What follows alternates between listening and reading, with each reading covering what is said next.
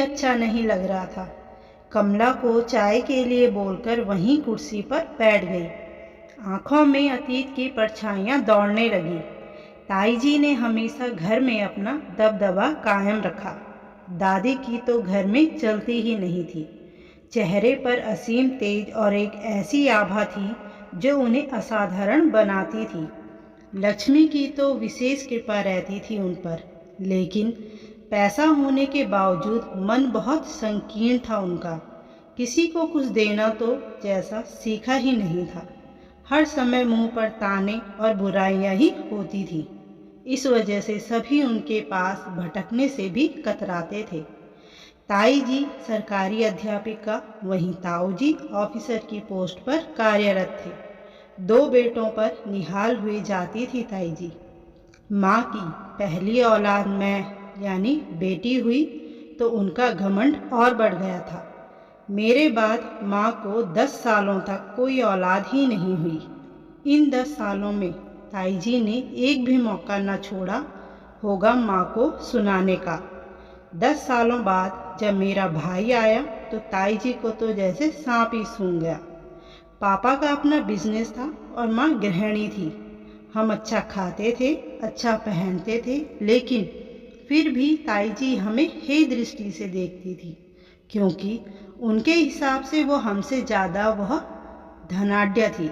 जब भी दोनों बुआ और उनके बच्चे घर आते तो हम सभी बच्चे और बड़े मिलकर नीचे बिस्तर लगाकर सो जाते थे। वह अपने दोनों बच्चे लेकर अपने कमरे में ही सोती थी।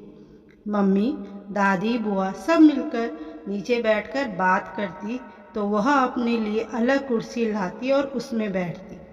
शायद ताई जी को अंदाजा न था कि एक दिन मृत शरीर ने जमीन पर ही लेटना है। ज़्यादा किसी से मिलना जुलना बात करना पसंद नहीं था उनको। कोई आत्मीय रिश्ता नहीं जोड़ा था उन्होंने हम लोगों से। धीरे धीरे हमारा त्योहारों में जाना भी कम हो गया। मेरी शादी हो गई और मैं अपनी गृहस्थी में रच बस गई। कुछ दिनों बाद पता चला कि ताई जी कैंसर हो गया है। जब मायके गई तो ताई जी से भी मिलने गई, लेकिन उन्हें देखकर ऐसा नहीं लग रहा था कि उन्हें कोई भी बीमारी हो। आज भी उनका वही रौब, उनका वही घमंड कायम था। अब ये उनका आत्मविश्वास था या पैसों का घमंड था, यह मैं समझ नहीं पाई।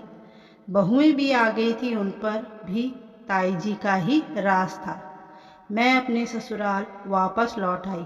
माँ से ही पता चलता था कि बहुत इलाज चल रहा है बड़े बड़े शहरों से। कुछ दिनों बाद खबर आई कि डॉक्टर ने मना कर दिया है, घर में रहकर इनकी सेवा करिए कहकर।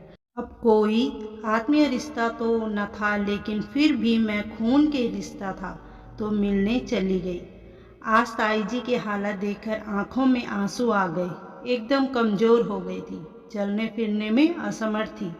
पैसे थे तो दैनिक कार्यों के लिए एक नर्स लगाई थी। आंखों में आंसू और मुंह में भगवान से विनती थी, हे भगवान, न जाने कौन से पाप किए थे मैंने जो मुझे यह सज़ा मिल रही है, कहकर माँ से लिपट पड़ी। अब सहन नहीं होता, उठा ले मुझे प्रभु। तभी कमला की आवाज़ से मैं चौंकी। दीदी चाय चाय पी रही थी कि तभी फ़ोन बज उठा। दिल एकदम से सहम सी गई। वहाँ से माँ की आवाज़ थी जो रोते हुए बोली, बेटा अंतिम दर्शन के लिए आजा ताई जी के। अब वो नहीं रही। भारी मन से गई तो देखा आज उसी ज़मीन पर उनका पार्थिव शरीर रखा हुआ था जहाँ वो बैठना पसंद नहीं करती थी। बांस की अर्थी बनाई जा रही थी।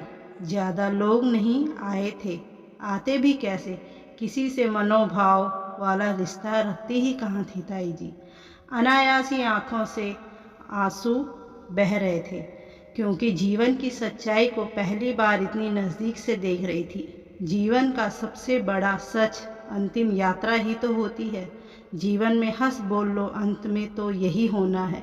हम जीवन भर पैसों के पीछे भागते हैं, लेकिन हमारे साथ अगर कुछ जाता है तो वो होते हैं हमारे कर्म। धन्यवाद दोस्तों। कहानी पसंद आई हो तो कमेंट, लाइक, चैनल को सब्सक्राइब जरूर करिएगा।